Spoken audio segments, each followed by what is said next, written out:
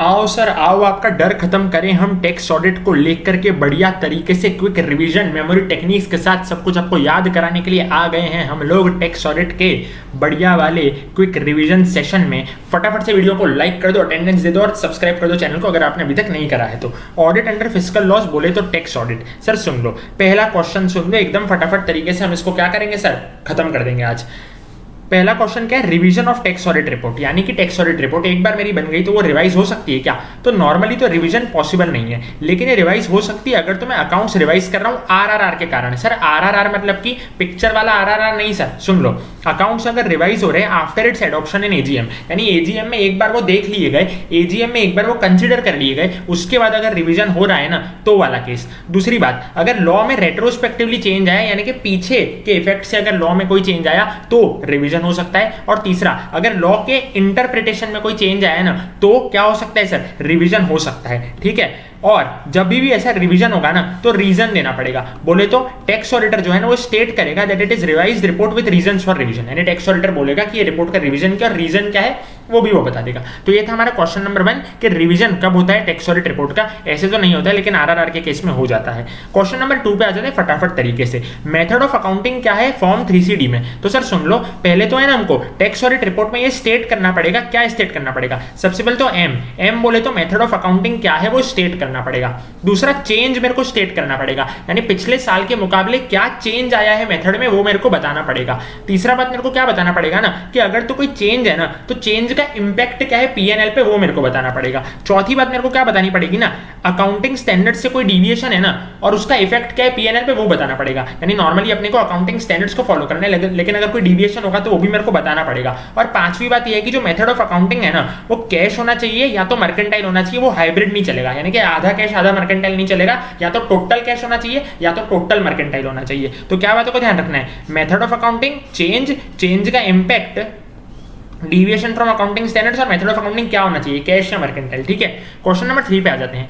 Management of printing press ने auditor को बोला कि वो डिफरेंट जॉब वर्क ऑर्डर्स करता है जिसके लिए रॉ मटेरियल्स को डिफरेंट यूज करता है, यानी कि अलग काम के लिए अलग रॉ मटेरियल्स का इस्तेमाल होता है और वो परचेज करता है रॉ मटेरियल को कस्टमर के स्पेसिफिकेशंस के हिसाब से। क्लोजिंग स्टॉक में कोई रॉ मटेरियल तो नहीं है वो बोल रहा है, लेकिन क्लोजिंग स्टॉक में वर्क इन प्रोग्रेस है। तो because of variety and complexity of raw material ये इंपॉसिबल कि वो स्टॉक रजिस्टर मेंटेन करे, यानी कि वो बोल रहे हैं स्टॉक रजिस्टर मेरे लिए मेंटेन करना इम्पॉसिबल है। ठीक है, तो मैनेजमेंट का कंटेंशन जो है ना वो वैलिड है। पहला पॉइंट देखो, ये आपको ऐसा फ्लो आंसर का तैयार करना है। मॉड्यूल में बहुत बुरी तरीके से जो थ्योरी दे रखी है ना क्वेश्चन बैंक पे, तो मैंने बोला कि नहीं, अपन बच्चों को आसान करके देते, बढ़िया तरीके से पॉइंट वाइज अपन करके दे देते। ठीक है, पहला पॉइंट क्या लिखेंगे अपन, मैनेजमेंट का कंटेंशन वैलिड है। दूसरी बात, ऑडिटर जो है ना वो वेरीफाई करेगा स्पेसिफिक जॉब ऑर्डर्स को और उसके लिए कौन से रॉ मटेरियल मैंने परचेस किए, यानी मैं देखूंगा, मैं ऑडिटर हूं ना तो मैं देखूंगा ये काम के लिए कौन से रॉ मटेरियल मैंने यूज करे, ये काम के लिए कौन से रॉ मटेरियल मैंने यूज करे। तो दूसरा पॉइंट ये है। तीसरा बात, ऑडिटर है ना वेरीफाई करेगा डिफरेंट पेपर्स यूज्ड। अब वो क्या बोल रहा है, वो प्रिंटिंग प्रेस है और वो अलग अलग रॉ मटेरियल यूज करता है, यानी अलग अलग पेपर्स यूज करता है। तो मैं ऑडिटर हूं, मैं देखूंगा कौन से अलग प्रकार के पेपर्स यूज किए जा रहे हैं। फिर ऑडिटर है ना इंक्वायर करेगा सिमिलर फर्म से, यानी ऑडिटर जो है ना वो कॉम्पिटिटर फर्म से इंक्वायर करेगा कि सच में ऐसा होता है क्या, तुम्हारे धंधे में सच में ऐसे डिफरेंट पेपर्स यूज किए जाते हैं क्या। उसके बाद ऑडिटर है ना टैक्स ऑडिट रिपोर्ट में रिपोर्ट कर देगा स्टॉक और अकाउंट बुक्स की डिटेल्स, यानी कि जो भी स्टॉक कितना क्लोजिंग स्टॉक, कितना वर्क इन प्रोग्रेस है वो और अकाउंट बुक्स कितना है वो ऑडिटर ने टैक्स ऑडिट रिपोर्ट में बोल देगा। और ऑडिटर वेरीफाई करेगा closing stock of raw material, work in progress, finished goods की जो पेपर्स है ना उसके कितने क्लोजिंग स्टॉक मेंटेन है वो जाके ऑडिटर एक बार वेरीफाई कर देगा। और अगर तो ऐसा मेंटेन नहीं करा होगा ना सर तो ऑडिटर मेंशन करेगा same with reasons for non maintenance of stock register. जैसा कि इधर क्या बोला था क्वेश्चन में, वो बोल रहा था कि स्टॉक रजिस्टर मेरे लिए मेंटेन करना इम्पॉसिबल है, तो ऑडिटर विद रीजन ये लिख देगा टैक्स ऑडिट रिपोर्ट में कि ऐसा क्यों इम्पॉसिबल है आपके लिए स्टॉक रजिस्टर मेंटेन करना। ठीक है, तो ये था हमारा क्वेश्चन नंबर 3। क्वेश्चन नंबर 4 पे आ जाओ फटाफट से। कोऑपरेटिव सोसाइटी है, उसकी 1 करोड़ से ज्यादा की रेसिट्स है, वो बोल रहा है accounts audited by person eligible under cooperative society act which is not a CA. तो ये क्या बात वैलिड है क्या, यानी कोऑपरेटिव सोसाइटी एक्ट में जो हमारे अकाउंट्स ऑडिट करता है ना, as per cooperative society act जो हमारा ऑडिटर है ना वो ऑडिटर है लेकिन वो चार्टर्ड अकाउंटेंट नहीं है, तो चलेगा क्या। मैंने बोला देखो sir, eligible to act as auditor of cooperative society under cooperative societies act but not eligible for tax audit report. यानी आपके कोऑपरेटिव सोसाइटी एक्ट में जो भी बोले, आपके कोऑपरेटिव सोसाइटी एक्ट में भले एक सीए को अलाउड नहीं है लेकिन टैक्स ऑडिट रिपोर्ट के लिए तो एक सीए की आवश्यकता है और जरूर है। ये इसका आंसर है। क्वेश्चन नंबर 5 पे आ जाओ, पब्लिक ट्रस्ट के लिए ऑडिट के लिए क्या ऑडिट प्रोग्राम है। तो सर पब्लिक ट्रस्ट है ना जो सेवा करता है, उसके लिए सबसे पहले हमको रूटीन चेकिंग करनी है, यानी उसके बुक्स हमको चेक करने हैं, उसके जो बुक्स ऑफ अकाउंट्स है वो। उसके बाद हमको उनके ट्रांजेक्शंस को देखना है कि क्या उनके इनकम का अकाउंटिंग प्रॉपर हुआ है कि नहीं, क्या उनके एक्सपेंस का अकाउंटिंग प्रॉपर हुआ है कि नहीं, क्या ट्रांजेक्शन जो है ना वो ट्रस्ट के दायरे में रहकर किया उन लोगों ने। और चौथा उसके अपने को ट्रायल बैलेंस, पीएनएल और बैलेंस शीट ऑब्टेन करनी है। सर तीसरे पॉइंट का मतलब क्या है ना, ट्रस्ट को है ना सारे ट्रांजैक्शन करना अलाउड नहीं होते, कुछ प्रोहिबिटेड ट्रांजैक्शन होते हैं। तो हमको ये देखना है कि क्या ये परमिटेड ट्रांजैक्शन है क्या। तो बस इतना याद रखो कि हमको ट्रस्ट के केस में क्या करना है, रूटीन चेकिंग करनी है उसके बुक्स की, और हमको देखना है इनकम का अकाउंटिंग प्रॉपर है, एक्सपेंस का अकाउंटिंग प्रॉपर है, परमिटेड ट्रांजैक्शंस है, और ट्रायल बैलेंस, बैलेंस शीट और प्रॉफिट एंड लॉस हमको क्या करना है सर, ऑब्टेन करना है। बस ये दो ही बात का आपको ना ध्यान रखना है, ठीक है, ये एक और ये दो। अगली बात पे आ जाओ, how to verify income and expense of earlier years credited debited in current year. यानी भाई वो इनकम एक्सपेंस है तो पिछले साल का, लेकिन अभी हमने उसको बुक्स में दिखाया है, तो उसको हम कैसे वेरीफाई करेंगे। सबसे पहले तो हमको देखना है ask assessee to furnish schedule of particulars, यानी कि हम असेसी से शेड्यूल मांगेंगे कि बताओ भाई तुम्हारा शेड्यूल इतना कंफ्यूजन क्यों कर रखा है तुमने कि लास्ट चीज मतलब लास्ट ईयर का चीजें अभी आप दिखा रहे हो। तो सबसे पहले तो हम शेड्यूल मांगेंगे। उसके बाद हम देखेंगे कि डिस्क्लोजर्स प्रॉपर हुए हैं या नहीं हुए हैं। अगर कैश सिस्टम है ना तो डिस्क्लोजर प्रॉपर मतलब डिस्क्लोजर की जरूरत ही नहीं है। क्यों सर, कैश सिस्टम होता तो ऐसा कोई टेंशन ही नहीं होती। जब कभी भी कैश का ट्रांजैक्शन होता तो हम रिकॉर्ड कर लेते, तो एक्रूवल होता ही नहीं, तो ऐसा कोई टेंशन ही नहीं होता ना कि लास्ट ईयर के खर्चे इस साल लिखे हैं या लास्ट ईयर के इनकम इस साल अपन ने क्रेडिट किए हैं। तो कैश सिस्टम में ऐसा कोई झमेला होता ही नहीं है, तो तब डिस्क्लोजर की जरूरत ही नहीं है, ठीक है। उसके बाद चेक मेरे को करना है that there is no expense और income of earlier year that is not been mentioned by SSC, यानी मेरे को देखना है डिस्क्लोजर बराबर है क्या, यानी ऐसा तो कोई खर्चा नहीं है ना पिछले साल का जो कि पिछले साल की जगह इस साल हमने रिकॉर्ड किया है, या ऐसी तो कोई इनकम नहीं है ना जो पिछले साल की जगह हमने इस साल क्रेडिट की है। चेक करना है कि कोई इनकम एक्सपेंस नहीं है पिछले साल का जो कि एसएससी ने मेंशन नहीं किया है, पिछले साल में मेंशन नहीं किया है, ठीक है, यानी उसने उसमें मेंशन ही नहीं किया है पिछले साल का, तभी तो वो पता चलेगा कि इस साल आ गया है कि नहीं, क्योंकि उसने पिछले साल में मेंशन नहीं किया है, डिस्क्लोजर नहीं किया है। अगली बात, वेरीफाई मेरे को करना है वेरियस एक्सपेंस अकाउंट, ये देखने के लिए कि क्लासिफिकेशन बराबर है कि नहीं, यानी कि ये देखने के लिए कि पिछले साल के जो खर्चे वो पिछले साल में ही डेबिट करे गए हैं, पिछले साल की इनकम पिछले साल में ही क्रेडिट करी गई है, ठीक है। उसके बाद आ जाओ फटाफट से क्वेश्चन नंबर 7 पे। कंपनी ने जीएसटी रजिस्ट्रेशन के लिए अप्लाई किया क्योंकि उसकी 20 लाख की लिमिट क्रॉस हो गई होगी, लेकिन सर्टिफिकेट अभी तक आया नहीं है, तो उसका ऑडिट प्रोसीजर क्या है वो बता दो। तो देखो सर, टैक्स ऑडिटर है ना वेरीफाई करेगा रजिस्ट्रेशन नंबर ऑनलाइन पोर्टल से, यानी जीएसटी की वेबसाइट पे जाके टैक्स ऑडिटर रजिस्ट्रेशन नंबर देख लेगा।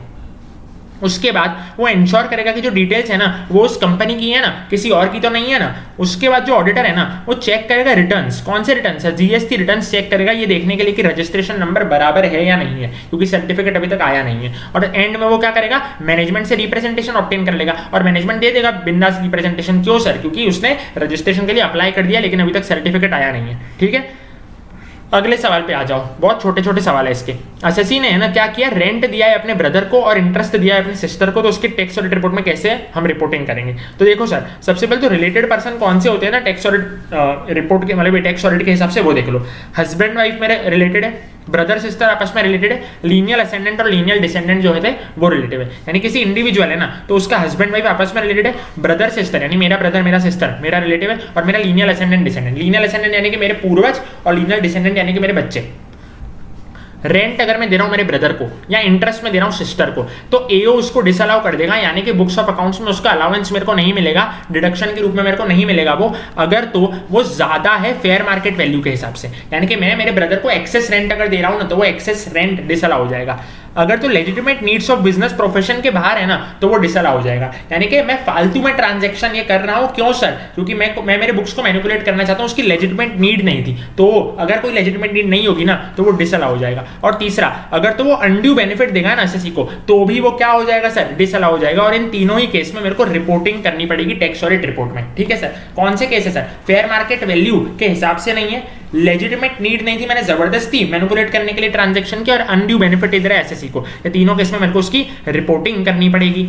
क्वेश्चन नंबर 9 सुन लो, एक्सपेंडिचर मैंने किया है on advertisement in media of political party, यानी पॉलिटिकल पार्टी के किसी मैगजीन में मैंने एडवर्टाइजमेंट दिया है, तो ऑडिटर फर्निश कर देगा details of amount debited to PNL account in the form of advertisement expenditure. Furnish करेगा in the sense tax audit report में ये बात को दिखा देगा अगर तो मैंने एडवर्टाइजमेंट किया है in the magazine of political party, ठीक है। Question number 10 is important for MCQ purpose. Tax audit report के टोटल 44 क्लॉजेस होते हैं, टैक्स ऑडिट रिपोर्ट 3CD में जाता है, इसमें ट्रू एंड करेक्ट ओपिनियन देते हैं, ट्रू एंड फेयर ओपिनियन नहीं देते, और ये एनेक्स्ड होता है टू फॉर्म 3CA 3CB, यानी मेन क्या होता है 3CA 3CB और उसके बाद इसका एनेक्सर होता है 3CD के रूप में।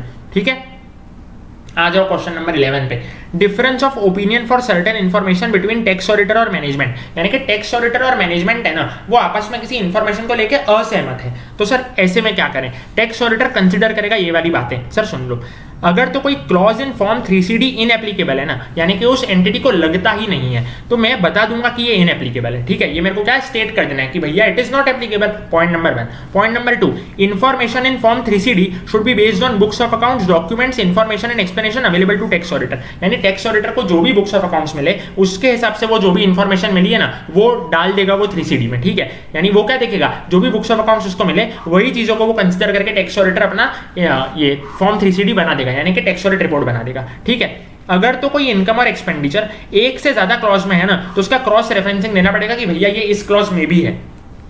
चौथी बात, अगर तो कोई डिफरेंस इन ओपिनियन हुआ है ना टैक्स ऑडिटर और एसएससी के बीच में, तो tax auditor should state the both view points and also relevant information to enable tax authority to decide, यानी कि टैक्स ऑडिटर हूं मैं और मेरा कोई एसएससी है, तो दोनों के व्यू पॉइंट में अगर मतभेद है ना, यानी कि दोनों के व्यू पॉइंट मिलते जुलते नहीं है, तो मैं दोनों के दोनों पॉइंट स्टेट कर दूंगा, फिर टैक्स अथॉरिटी पे है कि वो किसका पॉइंट माने, टैक्स अथॉरिटी डिसाइड करेगा कि कौन सच्चा है। और पांचवी बात, अगर तो मैं कोई अलाउंस डिसअलाउंस कंप्यूट कर रहा हूं ना, तो टैक्स ऑडिटर को ध्यान में रखना है जो भी लॉ एप्लीकेबल टू एंटिटी, यानी जिस भी एंटिटी का मैं टैक्स ऑडिट कर रहा हूं उसके रिलेशन में जो भी लॉज है ना वो मेरे को ध्यान में रखने हैं, उसके कानून मेरे को ध्यान में रखने हैं। क्वेश्चन नंबर 11 था ये। जब भी क्या हो सर, जब भी डिफरेंस ऑफ ओपिनियन हो हमारे टैक्स ऑडिटर और मैनेजमेंट के बीच में, यानी कि टैक्स ऑडिटर और एसएससी के बीच में। क्वेश्चन नंबर 12 पे आ जाओ। Management of company set tax auditor not to reveal any disqualification of cost audit in tax audit report as they are not relevant, यानी मैनेजमेंट क्या बोल रहा है ना, कॉस्ट ऑडिट रिपोर्ट में जितने भी नेगेटिव कमेंट्स है, एडवर्स कमेंट्स है, उसका जिक्र मत करना टैक्स ऑडिट रिपोर्ट में। तो सर सुन लो, टैक्स ऑडिटर है ना स्पेसिफाई करता है वो कि whether cost audit done and if yes details of disqualifications on any matter item value और क्वांटिटी, और टैक्स ऑडिटर ऑब्टेन करता है कॉपी ऑफ कॉस्ट ऑडिट, तो मैनेजमेंट का कंटेंशन इनवैलिड है। यानी कि सर क्या बोल रहे हो, देखो सर पहले तो है ना जो हमारे टैक्स ऑडिटर है ना वो ये देखता है कि क्या कॉस्ट ऑडिट एप्लीकेबल है या नहीं, अगर तो कॉस्ट ऑडिट एप्लीकेबल है तो कॉस्ट ऑडिट हुआ है या नहीं हुआ है, और अगर तो कोई डिस्क्वालिफिकेशन होंगे ना तो वो भी उसको स्टेट करने पड़ते हैं, वो भी उसको बताने पड़ते हैं, वो कॉस्ट ऑडिट की कॉपी ऑब्टेन करके उसको चेक करते हैं हमारा टैक्स ऑडिटर। तो जो मैनेजमेंट बोल रहा है ना कि उसके डिस्क्वालिफिकेशन मत दिखाना, ये इनवैलिड कंटेंशन है, दिखाने पड़ेंगे जो भी डिस्क्वालिफिकेशन हुए हैं कॉस्ट ऑडिट रिपोर्ट में। Question number 13, company production business में है और प्रोडक्शन बिजनेस के साथ वो कुछ स्पेक्यूलेशन भी करती है, यानी कि सट्टाबाज करती है वो सिक्योरिटीज में, सट्टा मारती है वो सिक्योरिटी में। ठीक है, अब देखो ये इन्फॉर्मेशन दी हुई है, paid up share capital, capital reserve, capital redemption reserve, revaluation reserve और स्पेक्यूलेशन लॉस। तो ऐसे केस में टैक्स ऑडिटर को स्पेसिफाई करना पड़ेगा स्पेक्यूलेशन लॉस, यानी कि लास्ट आइटम जो है ना वो ऑडिटर को क्या करनी पड़ेगी सर, टैक्स ऑडिट रिपोर्ट में दिखानी पड़ेगी, क्योंकि कंपनी प्रोडक्शन बिजनेस के साथ साथ स्पेक्यूलेशन भी करती है।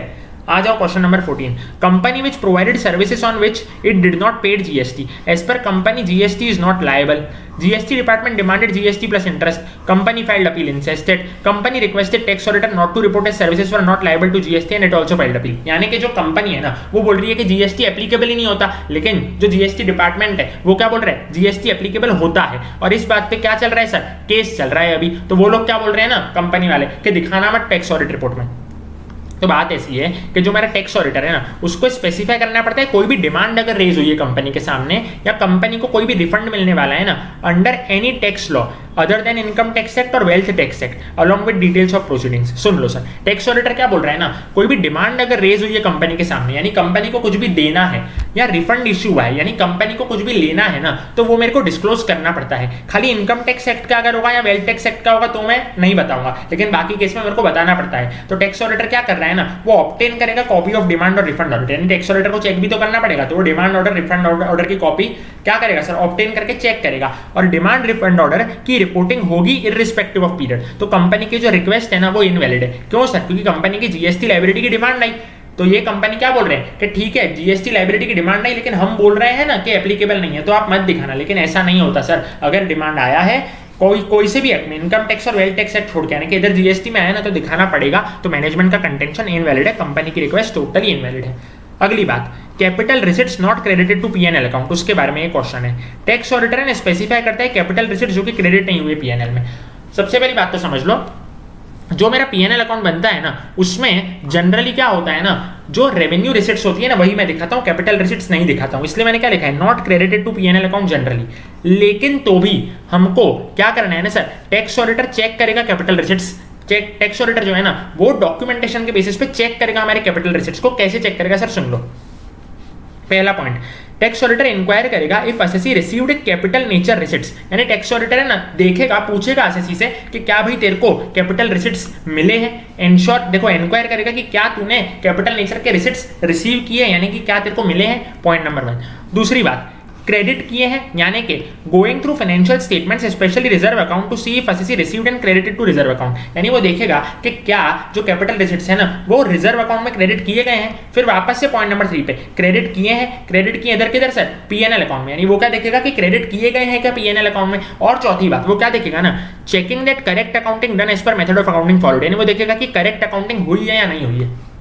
सर क्या बोल रहे हो, समझ में नहीं आ रहा है। ऐसे तो रेवेन्यू रिसिट जो होता है ना खाली वो ही मैं दिखाता हूं पीएनएल में, लेकिन क्योंकि ये क्वेश्चन है ना कि टैक्स ये capital receipts not credited to PNL account, तो इसमें मैंने क्या बोला है कि टैक्स ऑडिटर चेक करेगा कैपिटल रिसिट्स। कैसे चेक करेगा, पहले तो वो पूछेगा से कि क्या तेरे को सच में मिले हैं कोई कैपिटल रिसिट्स, फिर क्या तूने रिजर्व अकाउंट में क्रेडिट किए हैं, पॉइंट नंबर 2। तीसरा, क्या तूने पीएनएल अकाउंट में क्रेडिट किए हैं, पॉइंट नंबर 4। और चौथा, क्या करेक्ट अकाउंटिंग तूने फॉलो करी है या नहीं करी है। ठीक है सर, एग्जांपल्स दे दो मेरे को कैपिटल रिसिट्स के। तो सर सुन लो, मेमोरी जीजीसीआर पोसा। सर जीजीसीआर पोसा बोले तो कौन से कैपिटल रिसिट्स, देखो सर एक होता है रेवेन्यू रिसिट्स जो कि मेरे को परचे ये सेल ऑफ गुड्स से मिल जाते हैं, लेकिन कैपिटल रिसिट्स कौन से होते हैं ना, capital subsidy in the form of government grant, यानी गवर्नमेंट मेरे को कभी भी ग्रांट दे देती है ना, तो वो है मेरा पहला कैपिटल रिसिट।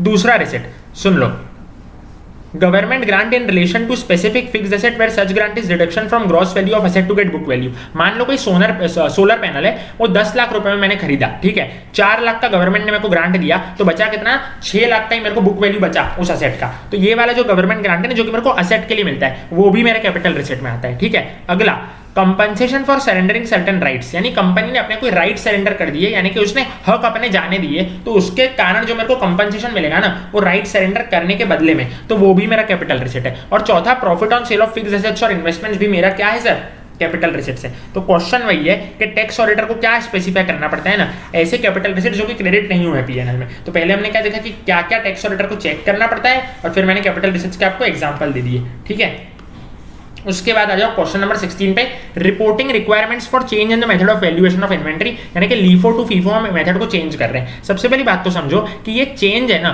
ये not a change in the method of accounting, लेकिन ये चेंज है अकाउंटिंग पॉलिसी में, यानी कि ये चेंज अकाउंटिंग के मेथड में नहीं है, अकाउंटिंग के पॉलिसी में है। अगर तो कोई change in the method of valuation is bonafide and is regularly applied in subsequent years, it is permitted for tax purpose. देखो सर, टैक्स पर्पस के लिए वो चेंज है ना परमिटेड हो जाएगा, अगर तो वो चेंज है ना वो राइट इंटरेस्ट में लिया गया हो, बोनाफाइड हो, यानी कि भले के लिए वो चेंज लिया गया हो। अब मैं आपको बोलूं यहाँ पे चेंज कैसे किया, LIFO to FIFO. LIFO to FIFO एक बोनाफाइड चेंज है, क्योंकि AS2 के हिसाब से कंपलसरी है, अब आप लीफो को फॉलो नहीं कर सकते, तो ये एक बोनाफाइड चेंज है। ठीक है, तो टैक्स ऑडिटर है ना क्या क्या स्पेसिफाई करेगा, सबसे पहले तो स्पेसिफाई करेगा क्या method of valuation of closing stock, क्या मेथड ऑफ वैल्यूएशन, यानी कि पहले तो क्या था, लीफो था, अब क्या हो गया, फीफो हो गया। ठीक है, डिटेल्स क्या है डिविएशन की और इफेक्ट क्या है पीएनएल पे, यानी कि जो हमने डिविएशन किया है लीफो टू फीफो उसकी डिटेल्स बताएंगे और पीएनएल पे क्या इंपैक्ट है वो बताएंगे। ठीक है, और बाद में ऑडिटर इंश्योर करेगा कि ये जो मेथड है ना वो कंसिस्टेंटली अप्लाई हुआ है और इसमें प्रॉफिट और लॉस मेरा करेक्ट निकल के आ रहा है, यानी कि एक साल अगर मैंने अप्लाई किया ना तो आने वाले साल में भी वो कंसिस्टेंटली अप्लाई किया है, ये हमको ऑडिटर क्या करेगा सर, ये इंश्योर करेगा ऑडिटर। और प्रॉफिट और लॉस का कैलकुलेशन सही हो रहा है कि नहीं ये भी इंश्योर करेगा। क्वेश्चन नंबर 17 पे आ जाते हैं sir, accounting ratios and tax audit report. Sir समझो, फॉलोइंग रेशियोज मेरे को दिखाने पिछले साल के लिए और पिछले के पिछले साल के लिए। ठीक है, यानी पिछले साल और उसका पिछले साल। कौन से रेशियोज मेरे को दिखाने, total turnover, gross profit upon total turnover, net profit upon total turnover, stock in trade upon total turnover, material consumed upon finished goods produced. लेकिन कुछ बातें ध्यान रखना है, 3 बातें। रेशियोज जो है ना वो खाली उन्हीं एसएससीज के लिए दिखाने जो कि मैन्युफैक्चरिंग ट्रेडिंग में है, पहली बात। दूसरी बात, उन एसएस के लिए नहीं दिखाने जो कि प्रोफेशन में है, यानी doctor, chartered accountants, SSR, SSC के लिए नहीं दिखाने। और तीसरा, ये रेशियो है ना ये पूरे बिजनेस वाइज रेशियो है, प्रोडक्ट वाइज रेशियो या नहीं है, एक एक प्रोडक्ट के लिए नहीं निकाले जाएंगे। ठीक है, ये था हमारा क्वेश्चन नंबर 17। क्वेश्चन नंबर 18 पे आते फटाफट से। टैक्स ऑडिटर ने क्या ऑब्जर्व किया ना कि कंपनी ने एक एस्केलेशन क्लेम किया है to one of the customers but not accounted as income, यानी कंपनी ने क्या किया है ना एस्केलेशन क्लेम से है ना बढ़ाया है उनका क्या, जैसे कि कंपनी है बराबर, तो कोई कस्टमर है ना, तो अब एस्केलेशन क्लेम क्या है कि कंपनी उस कस्टमर से ज्यादा पैसा लेगी, ठीक है, लेकिन उसको इनकम के रूप में दिखाया नहीं है, तो अब रिपोर्टिंग रिस्पॉन्सिबिलिटी क्या आएगी? एस्केलेशन क्लेम करना है कि मैंने क्या करा है ना, मेरे जो कस्टमर से मैं पैसा ले रहा हूँ वो, अब मैं बोल रहा हूँ एस्केलेशन क्लेम से मैं ज्यादा पैसा लूंगा, लेकिन इनकम मैंने नहीं दिखाया है, वो पैसा जो मैंने लिया है ना ज्यादा उसका, तो टैक्स ऑडिटर है ना रिपोर्ट करेगा ये एस्केलेशन क्लेम को accepted and not credited to PNL account. देखो मैंने एक्सेप्ट तो किया एस्केलेशन क्लेम, यानी अब मैं ज्यादा पैसा लूंगा, मैं कंपनी हूं तो, लेकिन मैंने उसको पीएनएल पे क्रेडिट नहीं किया है। टैक्स ऑडिटर रिपोर्ट करेगा कौन सा सिस्टम ऑफ अकाउंटिंग फॉलो कर रही है कंपनी, यानी कि cash system of accounting follow कर रही है या mercantile system of accounting follow कर रही है। अगर तो कैश बेसिस ऑफ अकाउंटिंग है ना, तो ये मैं स्पेसिफाई करूंगा, क्योंकि acceptance of claims without actual receipts has no significance. क्यों सर? कैश बेसिस में तो सब कुछ कैश में जाता है। अभी अगर हमारा कोई मान लो कि अभी एस्केलेशन क्लेम जो है ना, अभी मैं एक्सेप्ट कर भी रहा हूं, देखो क्वेश्चन में क्या है कि एस्केलेशन क्लेम मैंने क्या किया ना सर, एक्सेप्ट किया, तो उसका तो कोई मतलब ही नहीं है ना, क्योंकि पैसा तो मेरे को भी आएगा नहीं। तो कैश बेसिस ऑफ अकाउंटिंग है तो बस स्पेसिफाइड कर दो, क्योंकि उसमें तो कोई टेंशन होती नहीं है, क्योंकि जब पैसा आता है तब आता है, एक्सेप्टेंस से कुछ फर्क नहीं पड़ता है। और यही बात आगे लिखी है कि दोनों पार्टी का अप्रूवल चाहिए, only those claims to which other party has signified unconditional acceptance और एक्सेप्टेड क्लेम्स, यानी कि मैं कंपनी हूं और मेरा कस्टमर जो है ना वो भी अप्रूव करना चाहिए, मैं भी अप्रूव करना चाहिए, तभी तो एस्केलेशन क्लेम मानेंगे। Mere making claims by SSC और claims under negotiations are not accepted claims, यानी क्लेम्स कोई नेगोशिएशन में चल रही है, यानी या तो फिर खाली मैंने क्लेम कर दिया है तो नहीं चलेगा सर। एस्केलेशन क्लेम तभी अप्रूव की जाएगी जब दोनों पार्टी का अप्रूवल हो, कंपनी जिसको ज्यादा पैसे लेने और कस्टमर जिसको ज्यादा पैसे देने, दोनों का अप्रूवल होना चाहिए। ठीक है, फटाफट से पानी पी लेने दो मेरे को, फिर कंटिन्यू करते बढ़िया वाला। आ जाओ सर, आ जाओ फटाफट से। क्या है sir? Question number 19, how to report capital expenditure for scientific research assets. अपन ने डीटी में पढ़ रखा है कि साइंटिफिक रिसर्च एसेट होती है ना, उसके लिए कैपिटल एक्सपेंडिचर का कुछ प्रोविजन होता है, तो उसको रिपोर्ट कैसे करना है आओ इधर पढ़ते हैं। टैक्स ऑडिटर स्पेसिफाई करेगा capital revenue expenditure for scientific research asset, यानी साइंटिफिक रिसर्च एसेट के लिए जितने भी खर्चे हैं वो टैक्स ऑडिटर अपने रिपोर्ट में क्या करेगा सर, दिखाएगा। तो सबसे पहले तो वो क्या रिपोर्ट करेगा ना कि कितना अमाउंट में डेबिट कर रहा हूँ पीएनएल में और कितना अमाउंट इनकम टैक्स एक्ट के हिसाब से एडमिसिबल है। अपन ने पीजीपीपी चैप्टर में पढ़ा है ना कि एडमिसिबल पूरा अमाउंट नहीं होता है, तो कितना अमाउंट डेबिट किया है पीएनएल में और कितना अमाउंट एडमिसिबल है वो एक टैक्स ऑडिटर को क्या करना पड़ेगा, स्पेसिफाई करना पड़ेगा।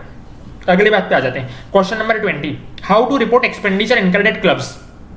सर क्लब्स वगैरह होते हैं ना, क्लब्स वगैरह इन द सेंस इधर सब्सक्रिप्शन फीस के मतलब सब्सक्रिप्शन फीस लेते हैं और सारे लोग मिलते हैं और मिलके वो लोग क्या करते हैं ना सर, कोई मीटिंग वगैरह करते हैं, और ये जो भी क्लब्स वगैरह होते हैं ना, तो उसका खर्चे हमको कैसे रिपोर्ट करने हैं हमारे टैक्स ऑडिट रिपोर्ट में, उसके बारे में आ जाओ सर। टाइप्स ऑफ एक्सपेंडिचर कैसे होते हैं सर? सबसे पहली बात तो एक होती है एंट्रेंस फी जो कि वन टाइम लेते हैं साल के स्टार्टिंग में, उसके बाद होते हैं ईयरली मंथली सब्सक्रिप्शंस, और उसके बाद होते हैं कॉस्ट फॉर क्लब सर्विस और फैसिलिटीज। ये मेजर खर्चे होते हैं सर क्लब्स के। ठीक है, अब सुन लो, payments made are in respect of directors और employees in case of companies and for partner proprietor in other cases, यानी कंपनी होती है ना वो अपने जितने भी डायरेक्टर्स हैं, ठीक है, और अपने जितने भी एम्प्लॉइज हैं ना उनका क्लब में मेंबरशिप कराती है, यानी कंपनी बोलती है कि हम लोग पे करेंगे इनका वन टाइम फीस, हम लोग पे करेंगे इनका सब्सक्रिप्शन, और डायरेक्टर जो भी है ना हमारे एम्प्लॉइज जो भी है ना हमारे, या पार्टनरशिप फर्म के पार्टनर, ये सब जो होते हैं ना ये लोग क्लब में मेंबरशिप लेते हैं कंपनी के खर्चे पे, यानी पार्टनरशिप फर्म के खर्चे पे पार्टनर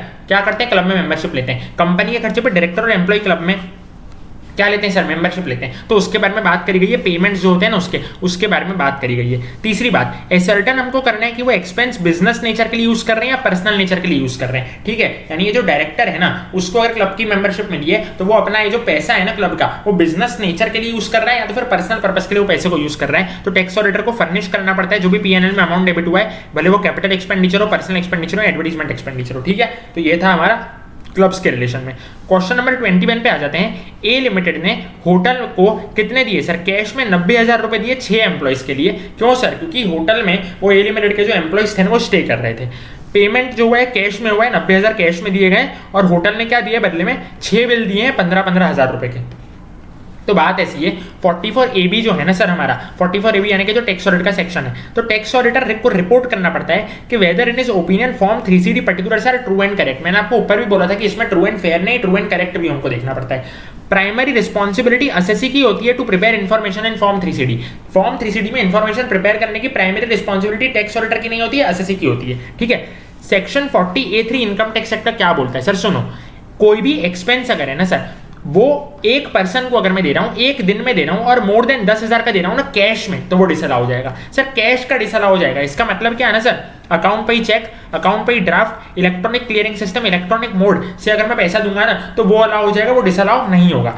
तो देखो सर, मोर देन 10,000 का जो कैश पेमेंट है ना वो डिसअलाउ हो जाएगा। मैं आपको बोल रहा हूं अगर मैं सिंगल पर्सन को सिंगल डे में मोर देन 10,000 से ज्यादा दे रहा हूं। यहाँ पे देखो सर, ए लिमिटेड ने कैश में कितना दिया है सर, 90,000 रुपए दिए होटल को, तो क्योंकि 10,000 से ज्यादा दिए है ना तो 90,000 का पेमेंट डिसअलाउ हो जाएगा। ठीक है, टैक्स ऑडिटर स्क्रूटिनाइज करेगा on examination of books of accounts and other documents whether the expenses were made by account पे चेक, और अगर नहीं तो वो रिपोर्ट करेगा टैक्स ऑडिट रिपोर्ट में। देखो सर, टैक्स ऑडिटर क्या चेक करेगा ना कि वो पैसा मैंने कैसे दिया है, कैश से दिया है या तो फिर इलेक्ट्रॉनिक मोड से दिया है। अगर तो इलेक्ट्रॉनिक मोड से दिया होगा तो कोई टेंशन नहीं है, लेकिन अगर नहीं दिया होगा तो रिपोर्ट करना पड़ेगा उसको टैक्स ऑडिट रिपोर्ट में, क्योंकि फिर तो वो डिसअलाउ हो जाएगा क्योंकि वो कैश से दिया गया है। तो यहाँ पे तो इनएडमिसिबल पेमेंट है, यानी कि यहाँ पे अलाउ नहीं होगा, तो मेरे को रिपोर्ट करना पड़ेगा टैक्स ऑडिट रिपोर्ट में, क्योंकि मैं रिपोर्ट भी तभी करूंगा जब मेरा डिसअलाउ होगा। ठीक है, क्वेश्चन 21 था ये। क्वेश्चन 22 में क्या है ना sir, business of leasing goods carriage है। अब business of leasing goods carriage में आपने एक बात का ध्यान रखना है कि लिमिट 10,000 की नहीं होगी, 35,000 की होगी। अब पढ़ते हैं क्वेश्चन को। पहला क्वेश्चन, पेमेंट हुआ है 6 इनवॉइस का 5,000 ईच इन कैश।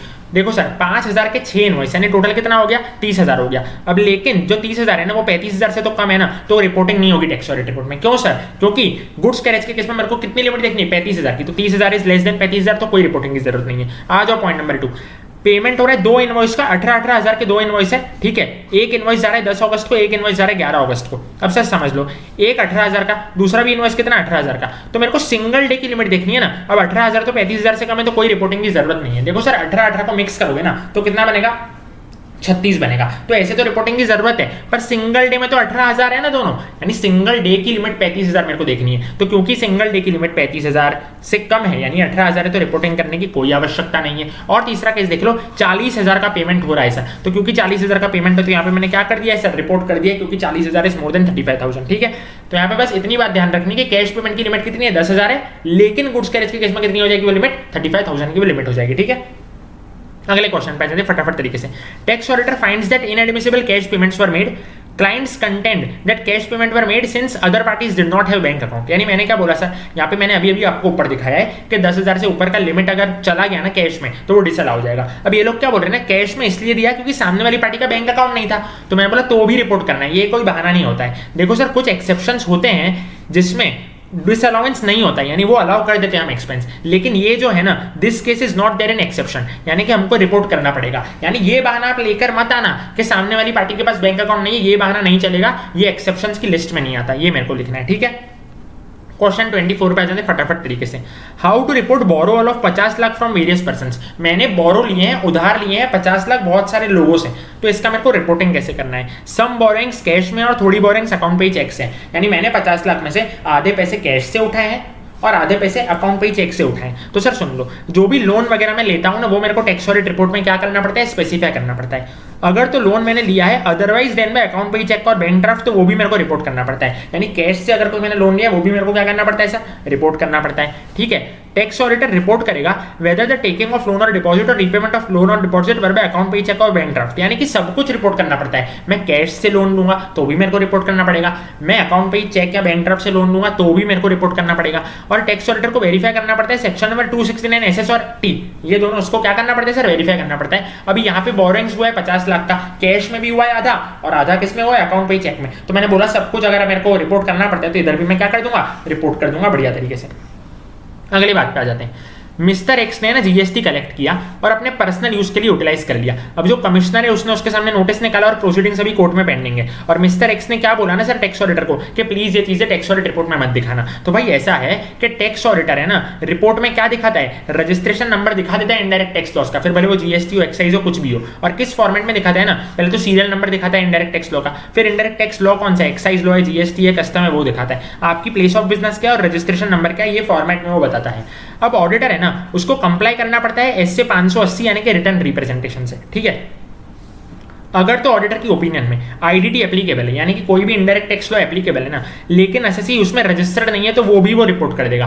कंक्लूजन क्या है ना, मिस्टर एक्स की जो जिद है ना वो गलत है, टैक्स ऑडिटर को फर्निश करना पड़ेगा उसका जीएसटी रजिस्ट्रेशन नंबर। क्यों, वो क्या बोल रहा था, मैंने पर्सनल पर्पस के लिए उसके और आप बताओ तक नहीं। मैंने बोला नहीं सर, टैक्स ऑडिट रिपोर्ट में ये डिस्क्लोजर हमको देना पड़ता है टोटल डिटेल डिस्क्लोजर मेरे को देना पड़ता है, यहाँ तक कि अगर आपने रजिस्ट्रेशन नहीं लिया तो भी मेरे को देना पड़ेगा। तो यहाँ पे भी कोई ऐसी चीज है ना, इसने क्या किया है, वो बोल रहा है जीएसटी तो मैंने कलेक्ट कर लिया लेकिन पर्सनल उसके लिए क्या है, इसने इस इनडायरेक्ट टैक्स लॉ को गलत इस्तेमाल किया है इसने, इसीलिए हमको क्या करना है सर, रिपोर्टिंग करना है, इसकी जो जिद है वो इनवैलिड है, वो हमको इधर बताना है।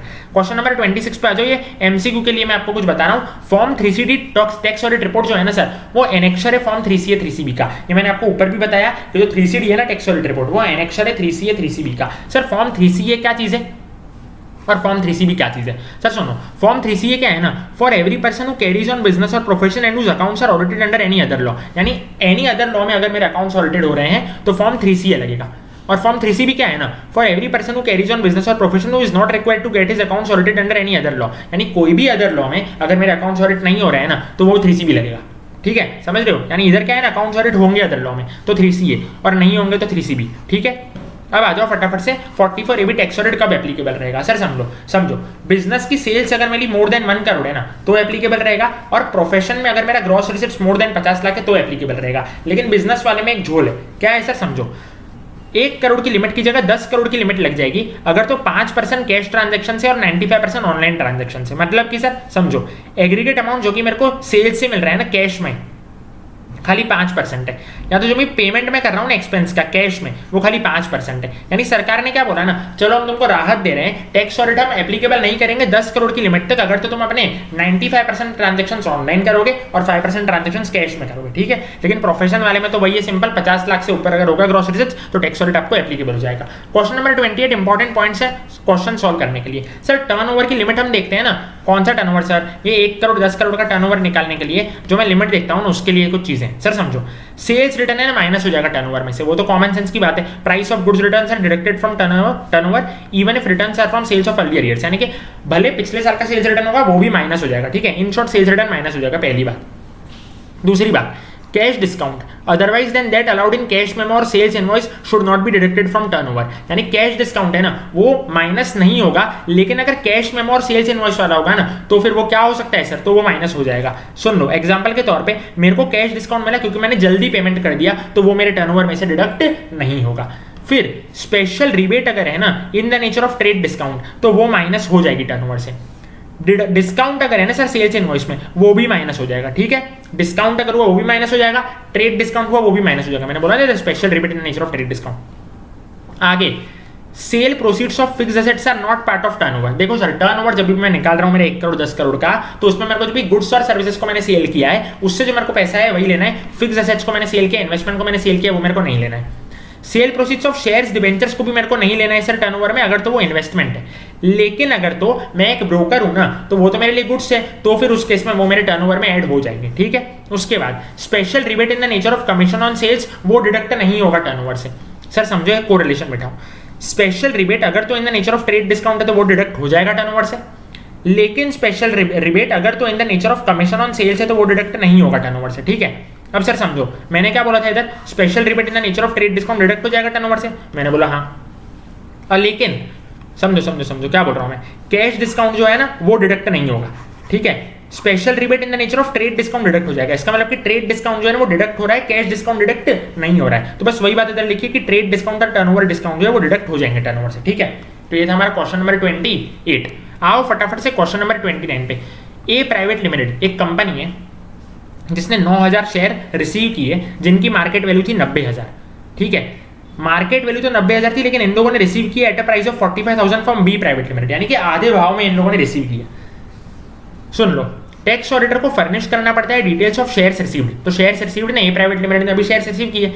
In case assessee received any property being share of company not being company in which public is substantially interested without or inadequate consideration। यहाँ पे हमने देखा inadequate consideration था, 90,000 के शेयर्स 45,000 में रिसीव हुए। अब देखो यहाँ पे क्या लिखा है ना, not being a company in which public is substantially interested।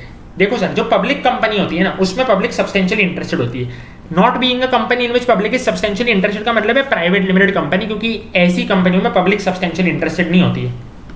अब समझो प्रोविजन क्या बोल रहा है, वेयर फर्म और company not being a company in which public is substantially interested receives in any previous year any property being shares of company not being a company in which public is substantially interested देखो sir, मतलब ये क्या बोल रहा है ना, यहाँ पे सिर्फ प्राइवेट लिमिटेड कंपनी की बात चलेगी। अभी आप अगर क्वेश्चन को ध्यान से देखोगे ना, तो ए भी प्राइवेट लिमिटेड कंपनी है और बी भी क्या है ना सर, प्राइवेट लिमिटेड कंपनी, यानी दोनों प्राइवेट लिमिटेड कंपनी होनी चाहिए ये प्रोविजन को अट्रैक्ट करने के लिए, जो कि हमारे केस में है। हमारे केस में विदाउट कंसिडरेशन तो है नहीं, हमारे केस में इनएडिक्वेट कंसिडरेशन है। क्यों सर, 90,000 की चीज मेरे को 45,000 में मिल गई है। तो पहला केस है विदाउट कंसिडरेशन का। देखो सर, अगर तो एग्रीगेट एफएमवी मोर देन 50,000 होता है ना, तो whole of aggregate FMV taxable हो जाता है इनकम फ्रॉम अदर सोर्स में, लेकिन हमारा वो केस नहीं है। हमारा क्या है ना, इनएडिक्वेट कंसिडरेशन का केस है। क्या है ना सर, समझो, इनएडिक्वेट कंसिडरेशन यानी कि ऐसा consideration for consideration which is less than aggregate FMV of property bye amount exceeding 50,000, यानी कि 50,000 का जो डिफरेंस अमाउंट है ना, तब देखो सर, अगर तो क्या बोल रहा हूं मैं, समझो, इनएडिक्वेट कंसिडरेशन, इधर क्या हुआ है ना, 90,000 की चीज मेरे को 45,000 में मिली है, यानी कि डिफरेंस अमाउंट 50,000 से कम है, ठीक है। अगर तो 50,000 से ज्यादा होता है ना, तो डिफरेंस अमाउंट क्या होता है ना, आईएफओएस में टैक्सेबल हो जाता, लेकिन यहाँ पे 50,000 से कम है, 90,000 की चीज मेरे को 45 में मिली है, यानी कि डिफरेंस कितना है ना सर, वो आप समझो, डिफरेंस मेरा 45,000 का ही है। अब क्योंकि मेरा डिफरेंस 45,000 का है, तो यहाँ पे किसी भी प्रकार की जो रिपोर्टिंग है ना, वो नहीं होगी, टैक्स ऑडिटर को फर्निश करने की कोई भी जरूरत नहीं है, ठीक है। तो ये हमारा क्वेश्चन नंबर 29। क्वेश्चन नंबर 30 पे आ जाते हैं फटाफट से। ए लिमिटेड एक ऐसी कंपनी जिसमें public is not substantially interested, यानी कि ए लिमिटेड क्या है ना सर, प्राइवेट कंपनी है। कंपनी ने इशू किए shares to residents of India, यानी कि कंपनी ने अपने इंडियन रेसिडेंट्स को शेयर दिए हैं। कितने शेयर इशू किए हैं, 1 लाख शेयर इशू किए हैं। कितनी फेस वैल्यू है, 10 की फेस वैल्यू है। एफएमवी है 60 की और कंसिडरेशन है 80 का, ठीक है। सुन लो सर, टैक्स ऑडिटर है ना, फर्निश करता है डिटेल्स ऑफ शेयर्स इशूड, यानी जो भी मैंने शेयर्स इशू किए हैं ना, वो चीजें टैक्स ऑडिट रिपोर्ट में मेरी आती है। अगर तो एसएससी ने रिसीव किया है कंसिडरेशन विच एक्सीड्स एफएमवी, यानी कि एफएमवी से ज्यादा अगर मेरे को पैसा मिला है तो, ठीक है। अगर तो एसएससी ने कितना कंसिडरेशन रिसीव किया है जो कि एफएमवी से ज्यादा है, तो यहाँ पे ऐसा ही है ना, देखो, consideration is more than FMV. अब प्रोविजन क्या है वो मैं आपको पढ़ा देता हूँ। Company not being a company in which public is substantially interested, जो कि हमारी है, receives from any resident consideration for issue of shares that exceeds its FMV, तो जो इश्यू प्राइस माइनस एफएमवी होगा ना, वो आईएफओएस के रूप में टैक्सेबल होगा, ठीक है। ये क्या है ना, हमारा इश्यू प्राइस, कंसिडरेशन बोले तो इश्यू प्राइस, ठीक है, और ये क्या है ना, एफएमवी, तो ये टैक्सेबल हो जाएगा। इन दोनों का डिफरेंस जो है वो टैक्सेबल हो जाएगा इनकम फ्रॉम अदर सोर्स में। This section is applicable to company only, ठीक है। ऑडिटर है ना, ऑब्टेन करेगा ऑडिट से, यानी कि क्लाइंट से list of details of shares issued and verify from books of accounts, यानी ऑडिटर डिटेल्स देखेगा, जो भी शेयर्स इशू है ना उसके खरे डिटेल्स देखेगा। कंक्लूजन क्या है ना, डिफरेंस है ना आईएफओएस में टैक्सेबल हो जाएगा। सर कौन सा डिफरेंस, 80 और 60 के बीच का डिफरेंस। क्यों सर, क्योंकि कंसिडरेशन ज्यादा और एफएमवी कम है। अगले क्वेश्चन पे आ जाते हैं, क्वेश्चन 31। समझो, ए लिमिटेड एक नॉन रेसिडेंट कंपनी है जिसका 20 लाख रुपए का टर्नओवर है। वो क्लेम कर रहा है कि उसकी इनकम है ना 44BB की डीम्ड इनकम जो है ना, यानी 44BB का जो प्रिजम्पटिव टैक्सेशन वाला जो सेक्शन है ना, उसके डीम्ड इनकम से भी उसकी इनकम कम है। तो टैक्स ऑडिट रिपोर्ट में रिपोर्टिंग कैसे होगी। सर समझो, सबसे पहली बात तो टैक्स ऑडिट की एप्लीकेबिलिटी को समझो। सबसे पहला तो क्लॉज ए होता है सर 44AB का, जब 1 करोड़ वाला केस होता है, कि बिजनेस केस वाला जो मैंने आपको बताया था 1 करोड़ का लिमिट लगता है। फिर प्रोफेशन केस होता है 50 लाख वाला, वो होता है क्लॉज बी। उसके बाद 44ADA का एक क्लॉज डी होता है और 44AD का क्लॉज ई होता है, ठीक है। अब आप समझने की थोड़ी सी कोशिश करना, मैं आपको बताता हूं क्या बोल रहा हूं। अगर तो एसएससी है ना, देखो सर, ये डिटेल्स में आप पढ़ोगे टेक्स्ट में, डीटी का जो है ना उसमें पढ़ोगे, इधर तो आपको खाली ऊपर से देख लेना, इतना एग्जाम में आपको तंग नहीं करेंगे बोलो। अगर तो एसएससी कवर हो रहा है 44AD से या एडीए से। अब एडी में प्रिजम्पटिव इनकम कितनी होती है ना, 8% या 6% की, और एडीए में कितनी होती है सर, 50% ऑफ टर्नओवर और ग्रॉस रिसीट्स की, ठीक है। तो अगर एसएससी कवर्ड है ना एडी और एडीए में, और वो क्लेम कर रहे हैं इनकम 8% 6% से भी कम, ये पहली कंडीशन। और दूसरी बात, उसकी total income is more than basic exemption limit, तो 44AB लग जाएगा, ठीक है। पहला पॉइंट 44AB यानी कि टैक्स ऑडिट लग जाएगा। 2 कंडीशन होनी चाहिए, यानी वो 8% 6% 50% से कम इनकम क्लेम कर रहा है और उसका total income is more than basic exemption limit. तो दूसरी बात, अगर तो एसएससी कवर्ड है 44BB में, बीबीबी में, एई में, और वो इनमें जो इनकम आई ना उससे भी कम इनकम क्लेम कर रहा है, तो भी टैक्स ऑडिट लग जाएगा, ठीक है। यानी टैक्स ऑडिट कब कब लगेगा, क्लॉज ए में अगर तो 1 करोड़ वाला केस होगा, यानी 1 करोड़ से ज्यादा जाएगा तो लग जाएगा, 50 लाख से ज्यादा लग जाएगा प्रोफेशन में तो लग जाएगा। ये पॉइंट नंबर 2 जो मैंने बोला है ना ऊपर, तो उस केस में क्लॉज नंबर सी लग जाएगा, यानी कि जब 44BB, बीबीबी और एई से कम इनकम में क्लेम कर रहा हूं, ठीक है। फिर 44ADA के केस में क्लॉज डी लग जाएगा और 44AD के केस में क्लॉज ई लग जाएगा। एडी और एडी कौन सा सर, ये वाला जो मैंने बोला ना ऊपर पॉइंट 1 में, ये वाला, ठीक है। इस केस में अब प्रॉफिट एंड लॉस अकाउंट में includes profit on presumptive basis, यानी प्रॉफिट एंड लॉस अकाउंट में मेरा प्रिजम्पटिव बेसिस वाला भी प्रॉफिट होगा, तो टैक्स ऑडिटर को इंडिकेट करना है उसका अमाउंट और उसका सेक्शन। अभी कंक्लूजन क्या है ना, ये जो ऊपर का केस है ना क्लॉज सी का केस है और इसको टैक्स ऑडिट रिपोर्ट में रिपोर्ट करना पड़ेगा। सर क्या है ना, क्वेश्चन क्या है हमारा, क्वेश्चन ये है कि भैया 44 बीबी से भी आपने कम इनकम क्या की है सर, क्लेम करिए। तो यहाँ पे भी मैंने वही बोला 44 बीबी से कम इनकम क्लेम करिए। तो क्योंकि ये सेकंड वाला केस है तो इधर क्या लग जाएगा सर, इधर हमारा क्लॉज नंबर सी लग जाएगा। ठीक है, तो ये मेरे को रिपोर्ट करना पड़ेगा मेरे टैक्स ऑडिट रिपोर्ट में। Also tax auditor will report profit assessable on presumptive basis under 44 BB of income tax act and amount of profit और gain credited to PNL account. यानी टैक्स ऑडिटर ये भी report करेगा कि कितना presumptive basis का profit है 44 बीबी में। ठीक है, ये हो गया मेरा क्वेश्चन नंबर 31। अगला आ जाओ सर फटाफट से क्वेश्चन नंबर 32 पे। मेसर्स जेके एंटरप्राइज जो है वो मैन्युफैक्चरिंग कंसर्न है, उसने अपनी हाउस प्रॉपर्टी 48 लाख में बेच दी है। ठीक है, उसने ये हाउस प्रॉपर्टी 40 लाख में खरीदी थी और उसका स्टैम्प ड्यूटी वैल्यू 85 लाख का है। अब समझो सर, लैंड और बिल्डिंग जब भी ट्रांसफर होगा ना तो टैक्स ऑडिटर रिपोर्ट करेगा इन्फॉर्मेशन। अगर तो ट्रांसफर है ना एसडीवी से कम में हुआ है और इधर जो है ना एसडीवी कितना 85 लाख और ट्रांसफर उससे क्या है 48 लाख में हुआ है, यानी कि एसडीवी से कम में हुआ है। क्या फॉर्मेट में रिपोर्टिंग होगा, प्रॉपर्टी की डिटेल, कंसीडरेशन और स्टैम्प ड्यूटी वैल्यू। ठीक है, ऑडिटर है ना ऑब्टेन करेगा लिस्ट ऑफ ऑल प्रॉपर्टीज जो भी ट्रांसफर हुई है, या तो फिर वेरीफाई करेगा पीएनएल बैलेंस शीट से। यानी कि यहाँ तो प्रॉपर्टी के कागजात मंगाए जाएंगे या तो profit and loss balance sheet से क्या किया जाएगा सर, ऑडिटर वेरीफाई करेगा। फिर ऑडिटर है ना कंसीडरेशन का अमाउंट लिखेगा कि कितना कंसीडरेशन का अमाउंट है, कितने में प्रॉपर्टी बेची गई। एसडीवी को रिपोर्ट करने के लिए ऑडिटर है ना ऑब्टेन करेगा सेल डीड की कॉपी। ठीक है, अगर तो प्रॉपर्टी रजिस्टर्ड नहीं है ना तो सेल डीड की कॉपी तो होगी नहीं, तो ऑडिटर है ना थर्ड पार्टी एक्सपर्ट से या तो फिर कोई दूसरे डॉक्यूमेंट से वो चीजों को क्या करेगा सर, वेरीफाई करेगा। अब सर सिंपल सी बात समझो, इधर आपको आसान भाषा में समझाता हूं। एसडीवी माइनस कंसीडरेशन अगर तो मोर देन 50,000 है plus SDV is more than 110% of consideration, तो ऐसे केस में जो दोनों के बीच का डिफरेंस है ना वो टैक्सेबल हो जाएगा। समझ रहे हो सर। और इस केस में अगर आप देखोगे ना सर, समझो मैं क्या बोल रहा हूं, मैंने क्या बोला इधर आपको कि एसडीवी देखो सर मैं क्या बोल रहा हूँ समझो। एसडीवी कितना 85 लाख का है और कंसीडरेशन कितना है सर 48 लाख का है।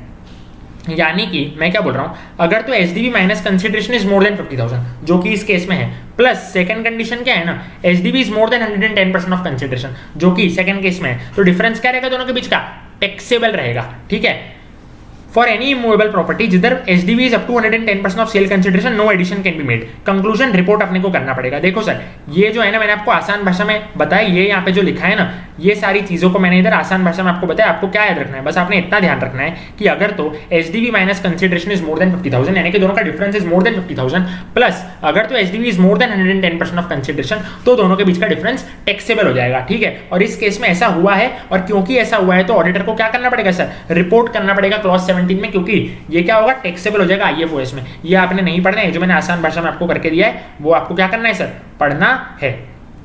ये था मेरा क्वेश्चन 32। आओ फटाफट से क्वेश्चन 33 में। क्या हुआ है ना क्वेश्चन 33 में, एक कंपनी है जिसका टर्नओवर 150 करोड़ का है। ठीक है, कंपनी ने ना बैड डेट्स का डिडक्शन क्लेम किया 100 लाख का। ठीक है, 150 लाख में से 100 लाख का उसने बैड डेट्स क्लेम किया, लेकिन अगले साल क्या हुआ ना सर, अचानक से कंपनी ने रिकवर कर लिए 75 लाख। तो इसका रिपोर्टिंग कैसे होगा, टैक्स ऑडिट रिपोर्ट में। अब देखो सर कंपनी ने रिकवर किए ना 75 लाख तो वो टैक्सेबल हो जाएगा। सबसे पहली बात तो इनकम टैक्स एक्ट में रिपोर्ट करना पड़ेगा टैक्स ऑडिट रिपोर्ट में। जो टैक्स ऑडिटर है ना वो ऑब्टेन करेगा list of amount chargeable under section 41 with evidence. वो पास्ट रिकॉर्ड्स को एग्जामिन करेगा about the correctness of information और टैक्स ऑडिटर स्टेट करेगा कि कितना प्रॉफिट पे टैक्स लगा था। ठीक है, कंप्यूटेशन ऑफ प्रॉफिट वो पूरा दिखाएगा और टैक्स ऑडिटर वर्किंग पेपर किस फॉर्म में मेंटेन करेगा, पहले तो सीरियल नंबर लिखेगा, नेम ऑफ पर्सन जिससे वो बैड डेट्स हुआ था, फिर कितना अमाउंट ऑफ इनकम था, क्या सेक्शन था, क्या ट्रांजैक्शन था और क्या कंप्यूटेशन था, पूरा का पूरा ऑडिटर क्या करेगा, वर्किंग पेपर मेंटेन करेगा। और क्योंकि यहाँ पे जो है ना 75 लाख जो मेरे को रिकवर हुआ है वो क्योंकि टैक्सेबल है ना इनकम टैक्स एक्ट में, तो ये पूरा का पूरा क्या होगा सर, रिपोर्टिंग होगा टैक्स ऑडिट रिपोर्ट में।